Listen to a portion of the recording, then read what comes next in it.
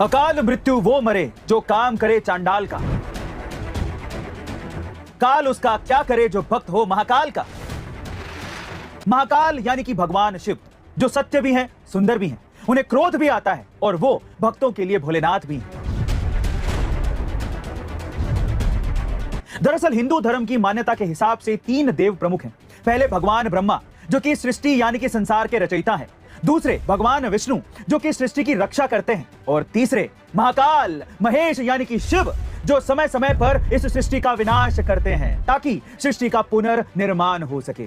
कहा यह भी जाता है कि शिव के आनंद तांडव से सृष्टि अस्तित्व में आती है, लेकिन उनके रौद्र तांडव से सृष्टि का अंत हो जाता है। इसलिए हिंदू धर्म में शिव पुराण के अनुसार भगवान शिव को देवों का देव महादेव कहा जाता है। और कहा यह भी जाता है कि अगर आपको भगवान शिव के बारे में जानना है तो सबसे पहले आपको उनके 12 ज्योतिर्लिंग के बारे में जानना जरूरी है, क्योंकि मान्यता है कि भगवान शिव स्वयं इन 12 ज्योतिर्लिंगों में विराजमान है। वहीं पुराणों और धार्मिक मान्यताओं के हिसाब से इन ज्योतिर्लिंग के दर्शन मात्र से श्रद्धालुओं के सभी पाप दूर हो जाते हैं। तो चलिए जानते हैं भगवान शिव के 12 ज्योतिर्लिंग के बारे में मेरे यानी कि अरविंद अरोड़ा के साथ डीप एनालिसिस में। तो चलिए भोलेनाथ का नाम लेके इस वीडियो को शुरू करते हैं और उनके ज्योतिर्लिंगों के बारे में जानते हैं। सबसे पहले है सोमनाथ का ज्योतिर्लिंग। ये ज्योतिर्लिंग गुजरात के सौराष्ट्र क्षेत्र में अरब सागर के तट पर स्थित है। वहीं शिव पुराण के अनुसार जब चंद्रमा को दक्ष प्रजापति ने क्षय रोग होने का श्राप दिया था, तब चंद्रमा ने इसी स्थान पर तपस्या करके श्राप से मुक्ति पाई थी और तब स्वयं चंद्रदेव ने इसी ज्योतिर्लिंग की स्थापना की थी। दूसरा ज्योतिर्लिंग है मल्लिकार्जुन ज्योतिर्लिंग। ये ज्योतिर्लिंग आंध्र प्रदेश के कृष्णा नदी के तट पर श्रीशैल नाम के पर्वत पर स्थित है। इस ज्योतिर्लिंग का महत्व भगवान शिव के कैलाश पर्वत के समान माना जाता है। चूंकि कैलाश पर्वत पर जाना श्रद्धालुओं के लिए मुश्किल है, इसलिए इस ज्योतिर्लिंग का महत्व और बढ़ जाता है। और अब बात करते हैं तीसरे ज्योतिर्लिंग की। इस ज्योतिर्लिंग का नाम है महाकालेश्वर ज्योतिर्लिंग। यह प्रसिद्ध ज्योतिर्लिंग मध्य प्रदेश के उज्जैन में शिप्रा नदी के किनारे स्थित है। इस ज्योतिर्लिंग की विशेषता है कि ये एकमात्र दक्षिण मुखी ज्योतिर्लिंग है। मान्यता है कि यहाँ पर पूजा अर्चना करने से उम्र बढ़ जाती है और सभी प्रकार के संकट टल जाते हैं। चौथा ओमकारेश्वर ज्योतिर्लिंग। ये ज्योतिर्लिंग मध्य प्रदेश के प्रसिद्ध शहर इंदौर के पास स्थित है। जिस स्थान पर ये ज्योतिर्लिंग है उस स्थान पर नर्मदा नदी बहती है और ये नदी चारों ओर बहती है, जिससे यहाँ ओम का आकार बनता है, इसलिए उसे ओंकारेश्वर के नाम से जाना जाता है। मान्यता है कि तीर्थ यात्री सभी तीर्थों पर जल लाकर ओंकारेश्वर में अर्पित करते हैं, तभी उनके सारे तीर्थ पूरे माने जाते हैं। पांचवा है केदारनाथ ज्योतिर्लिंग। भगवान शिव का यह प्रसिद्ध ज्योतिर्लिंग उत्तराखंड में स्थित है। यह मंदिर समुद्र तल से 3200 किलोमीटर ऊंचाई पर है। यहाँ सर्दियों में भारी बर्फबारी होती है, इसलिए सर्दियों के 6 महीने यहाँ जाना मुश्किल है।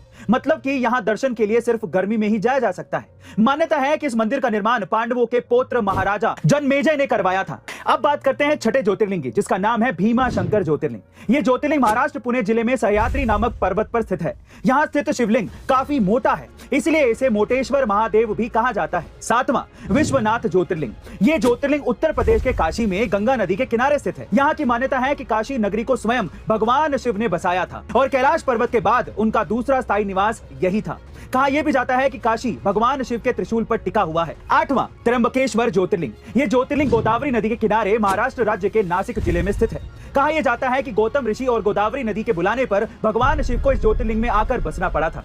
इस ज्योतिर्लिंग की सबसे खास बात यह है कि यहाँ ब्रह्मा, विष्णु और महेश तीनों ही विराजित हैं, बल्कि अन्य सभी ज्योतिर्लिंगों में केवल भगवान शिव ही विराजित हैं। अब बात करते हैं 9वें ज्योतिर्लिंग की, जिसका नाम है वैद्यनाथ ज्योतिर्लिंग। ये ज्योतिर्लिंग झारखंड राज्य के देवघर में विराजमान है। मान्यता है कि इसे लंकापति रावण ने स्थापित किया था। दरअसल इस शिवलिंग को रावण ने अपने 9 सिरों की भेंट चढ़ाकर भगवान शिव से वरदान में मांगा था।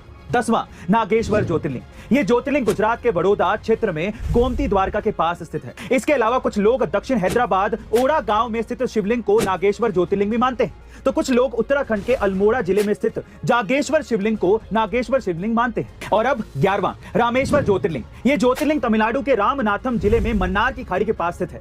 मान्यता यह है कि यहाँ भगवान राम ने वानरों के साथ मिलकर लंका पर चढ़ाई के लिए राम सेतु बनाया था। वहीं ये मंदिर हिंदुओं के 4 धामों में एक धाम भी है। और अब 12वां यानी कि आखिरी ज्योतिर्लिंग, जिसका नाम है गणेश्वर ज्योतिर्लिंग। ये ज्योतिर्लिंग महाराष्ट्र के दौलताबाद से लगभग 18 किलोमीटर दूर बेरूल गांव में स्थित है। इस मंदिर का निर्माण देवी अहिल्याबाई होलकर ने करवाया था। वहीं ये स्थान पूरे भारत में शिवालय के नाम से भी जाना जाता है। तो दोस्तों, ये थे भगवान शिव के वो 12 ज्योतिर्लिंग, जो सिर्फ भगवान शिव के स्थान ही नहीं बल्कि हमारी संस्कृति और भारतीय धरोहर का एक अंग भी माने जाते हैं। इसलिए गाइस, अगर आपको ये वीडियो अच्छी लगी हो तो हमारे चैनल को सब्सक्राइब कर लीजिए, वीडियो को लाइक करिए और इसे शेयर करिए, क्योंकि हम आपको हमारे इस चैनल पर इसी तरह के और वीडियोस लाकर देते रहेंगे। तो मिली वीडियो में।